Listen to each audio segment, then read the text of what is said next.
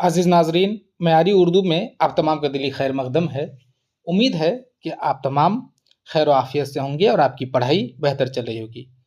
नाज़रीन, इससे कबल की वीडियो में आपने मिर्ज़ा गालिब का ख़त मुंशी हरगोपाल तफ्ता के नाम जो है की क़ीरत को और मुश्किल अल्फाज के मानों को देखा था। उम्मीद है कि आप समझ गए होंगे कि किस तरह से इस ख़त की क़ीरत करनी है और मुश्किल अल्फाज को याद रखना है। नाज़रीन, आज हम लोग इस वीडियो में ये देखने वाले हैं कि आपके इम्तिहान में इस ख़त से कौन सा सवाल आ सकता है। यानी कि जो आपका पहला चैप्टर है मिर्ज़ा गालिब का ख़त मुंशी हरगोपाल तफ्ता के नाम, इसके हवाले से आपके निसाब में कौन सा सवाल आ सकता है, इसे हम लोग इस वीडियो में कवर करने वाले हैं। तो नाज़रीन, इससे कबल एक गुजारिश ये है कि आप तमाम वीडियोस को देखते हैं, फ़ायदा भी उठाते हैं, लेकिन आप मेरी हौसला अफजाई नहीं करते हैं। आप वीडियोस को लाइक नहीं करते हैं, ज़्यादा से ज़्यादा शेयर नहीं करते हैं, कमेंट नहीं करते हैं। इससे मुझे नहीं पता चलता है कि वाकई में इस वीडियो से आप फैज़याब हो रहे हैं या नहीं। कुछ स्टूडेंट्स ऐसे हैं जो मुसलसल लाइक और कमेंट कर रहे हैं। मैं चाहता हूँ कि जितने स्टूडेंट्स इसको देख रहे हैं वो तमाम इसको लाइक करें, कमेंट में बताएं कि सर मुझे फ़ायदा हासिल हो रहा है। कहीं पे कोई परेशानी हो तो उसके लिए व्हाट्सएप ग्रुप है, ज़ाती तौर पे मुझे व्हाट्सएप पे SMS कर सकते हैं। मैं जल्द से जल्द कोशिश करता हूँ कि आपको रिप्लाई दूँ। तो मेरी इन काविशों का समरा ये होना चाहिए कि आप इसे लाइक करें, अपने दोस्तों अहबाब से साझा करें और चैनल पर नए हैं तो चैनल को सब्सक्राइब कर दें, दोस्तों से भी सब्सक्राइब करवाएं ताकि मेरी हौसला अफजाई हो। चलिए, उम्मीद है कि आप समझ गए होंगे और इस वीडियो में लाइक और कमेंट की बौछार आप लगा देंगे, उम्मीद है मुझे। चलिए तो देखते हैं पहले चैप्टर से हमें किस सवाल को तैयार करना है।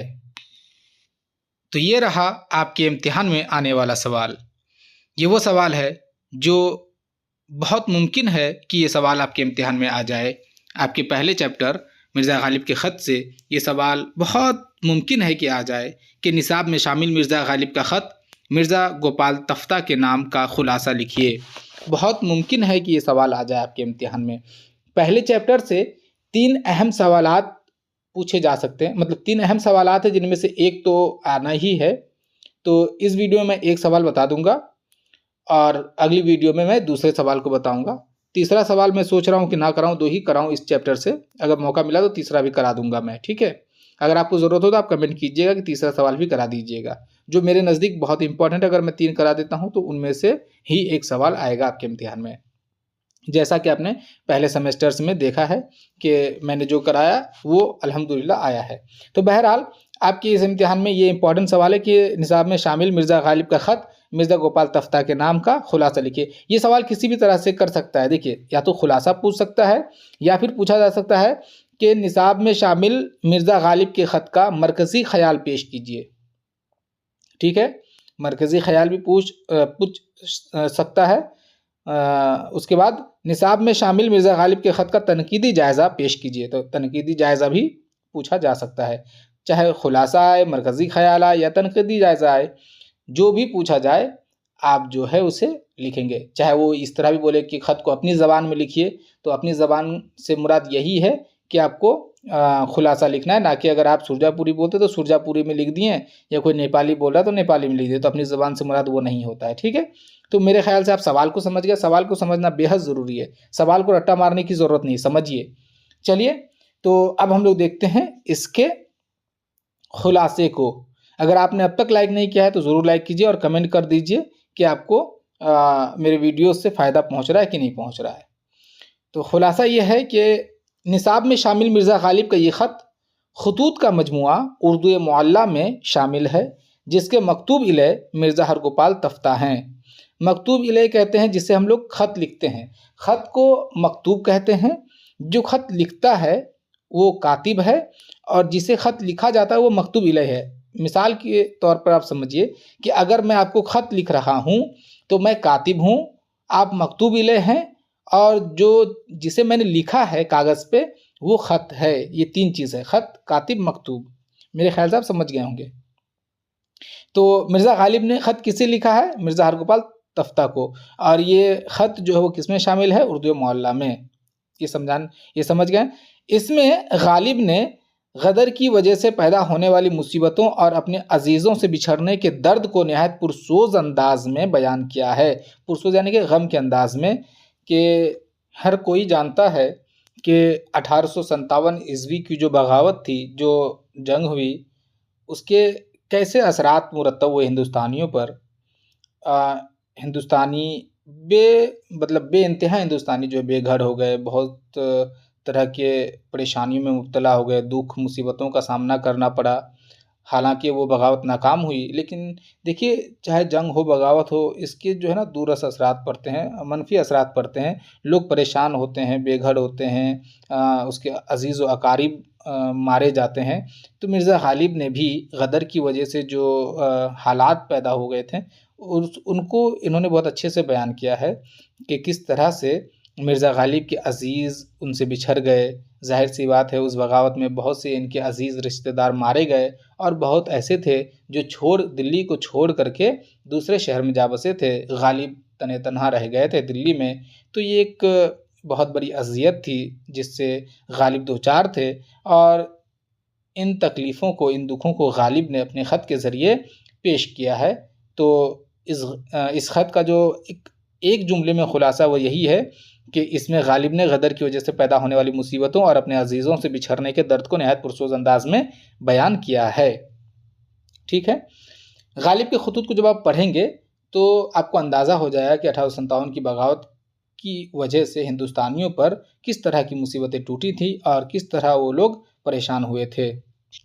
गालिब ने इस ख़त की शुरुआत अपने इस शेर से किया है: रखियो गालिब मुझे इस तल्ख़ नवाई में मुआफ़, आज कुछ दर्द मेरे दिल में सिवा होता है।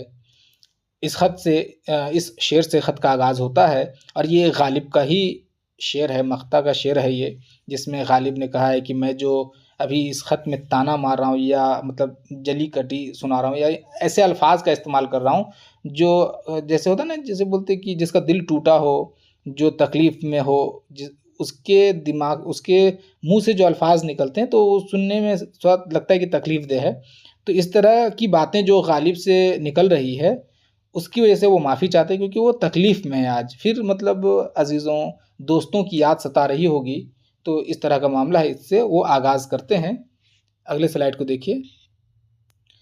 गालिब तब्ता से कहते हैं कि वो सबसे पहले मीर मुकर्रम हुसैन साहब को सलाम पेश करें, ये उनके दोस्त थे, और उन्हें ये बता दें कि गालिब अभी बस ज़िंदा हैं। इसके अलावा अहवाल के बारे में गालिब खुद भी नहीं जानते। यानी कि वो जो लिखे थे कि उनको सलाम कह देना और उनको ये बता देना कि गालिब बस जी रहे हैं। उसके बाद वो क्या कर रहे हैं, क्या खा रहे हैं, क्या पी रहे हैं, किस हाल में है, उनको खुद नहीं पता है। वो खुद इस हाल में पहुंच गए कि उनको पता ही नहीं कि वो किस हाल में है। यहाँ पे एक ताना है, एक दर्द है इस जुमले में। बहरहाल आगे बढ़ते हैं। इन बातों से अंदाज़ा लगाया जा सकता है कि गालिब किस कदर तकलीफ़ में मुब्तला हैं। इसके बाद गालिब अपने दोस्त तफ्ता को बताते हैं कि ऐश किसे कहते हैं।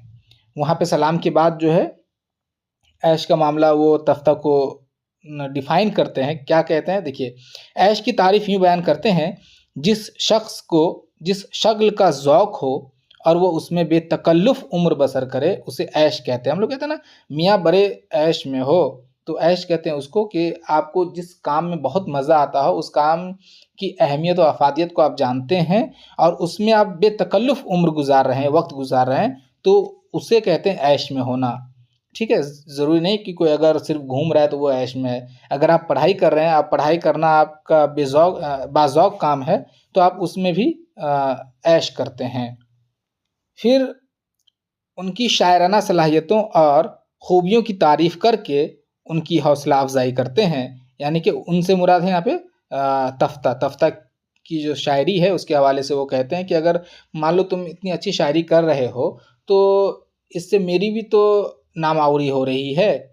और उनकी तारीफ़ करते हैं कि अब बहुत अच्छा लिख रहे हैं, और जो शायरी की जो समझ है वो बहुत उम्दा है आपके अंदर, उस तरह की तारीफ़ें होती हैं। इससे मिर्ज़ा तफ्ता की हौसला अफ़ज़ाई हो रही है। अगले स्लाइड को देखिए।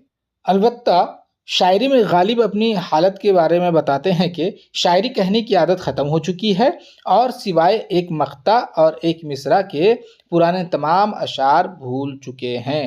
पहले तो वो मिर्ज़ा तफ्ता की तारीफ़ करते हैं, उसकी शायरी के हवाले से बात करते हैं और उसके बाद वो बताते हैं कि मेरा हाल ये है कि मैं सिवाय एक मक्ता यानी कि एक शेर और एक मिसरा यानी कि 1.5 शेर, ठीक है, एक मक्ता और एक शेर के तमाम अशार भूल चुका हूँ और शायरी कहने का जो तरीका था, जो आदत थी, जो रविश थी, वो भी मैं भूल चुका हूँ करीब-करीब।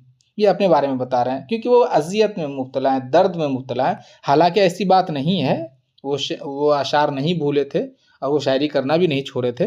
वो दर्द का इज़हार कर रहे हैं, वो ताना मार रहे हैं, समझिए खुद पे या हालात पे ताना मार रहे हैं। क्योंकि वो हालात इस तरह वहाँ पे है कि जिसकी वजह से लिखना भी मतलब इंसान मतलब मुश्किल समझे। किस तरह आप ज़ाहिर सी बात है आप तकलीफ़ में होंगे, आपका दिल रो रहा होगा, आप अपने दोस्तों से अहबाब से बिछड़ जाएँगे, तो आप किस तरह लिख सकते हैं?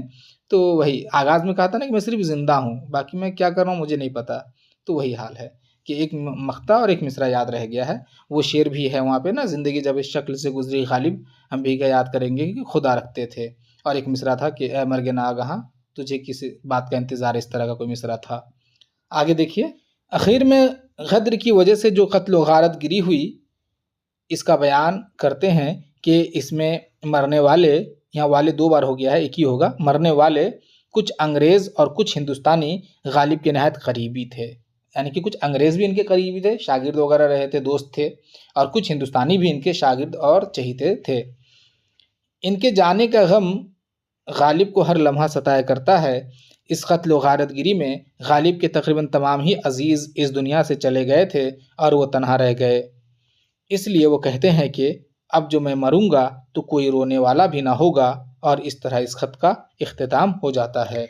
इस खत का जो आखिरी जुमला है, जिस तरह से शुरू करता है कि मैं सिर्फ़ ज़िंदा हूँ, बाकी मुझे खुद नहीं पता मैं क्या कर रहा हूँ, यानी कि मुर्दा है और सिर्फ सांस लेना मुर्दा होने के बराबर है। और आखिरी जुमला भी बहुत पुरसोज़ है, दर्द में भरा हुआ है कि अब जो मैं मरूँगा तो कोई रोने वाला भी ना होगा। यानी कि इस कत्ल गारतगिरी में इनके तमाम चहेते, तमाम अज़ीज़ व अक़ारिब, दोस्त, रिश्तेदार सब मारे गए या फिर छोड़ करके दिल्ली से दूर चले गए। ये तन्हा रह गए। तो ये आलम है इनका कि अगर ये मर जाए तो कोई ऐसा भी ना होगा जो इनके मरने की वजह से रोए। ठीक है?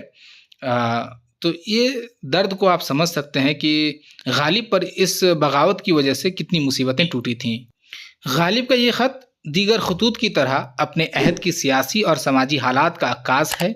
इसमें गदर में होने वाली कत्ल व गारतगिरी की वजह से पैदा होने वाली इंसानी कर्ब यानी कि दुख को गालिब ने नहायत पुरसोज़ अंदाज में पेश किया है। ये आखिरी जुमला, ये जो आखिरी पैराग्राफ है, ये तनकीदी जायज़ा का हिस्सा है। अगर तनकीदी जायज़ा ना पूछे तो आप इस जुमला को, इस पैराग्राफ को अगर ना भी लिखें तो चलेगा। अगर मरकज़ी ख़्याल में अगर इसे नहीं लिखेंगे तब भी चलेगा, लेकिन लिख देंगे तो बेहतर है। लेकिन खुलासा में अगर आप ना लिखें तो ही बेहतर है। तनकीदी जायज़ा में तो इसे लिखना ही है, मरकज़ी ख़्याल में भी लिख दीजिए, लेकिन खुलासा अगर आए तो ना लिखिएगा। तो ये रहा आपके इम्तिहान में पूछे जाने वाला सवाल कि इस ख़त का खुलासा अगर पूछा जाता है तो आप इसे ज़रूर लिखिएगा और आप यकीन जानिए कि आपको पूरे नंबरात हासिल हो जाएंगे। नाज़रीन, आपने आपके निसाब में शामिल बाब अव्वल मिर्ज़ा गालिब का ख़त मिर्ज़ा हरगोपाल तफ्ता के नाम जो है उसके खुलासे को देखा है। उम्मीद है आप समझे होंगे। अगर आपको कोई परेशानी हो तो आप कमेंट बॉक्स में इजहार कीजिए, मुझे ज़ाती तौर पर SMS कीजिए, मैं उसका रिप्लाई दूंगा और उसे हल करने की कोशिश करूंगा। वीडियो अगर पसंद आ रही है तो दोस्तों अहबाब से साझा कर दीजिए ताकि वो भी इसे इस्तेफादा कर सके। अभी तक लाइक नहीं किए तो लाइक कीजिए, चैनल को सब्सक्राइब कीजिए और मुझे अपनी दुआओं में याद रखिए। इजाज़त दीजिए अगली वीडियो तक के लिए। अल्लाह हाफिज़।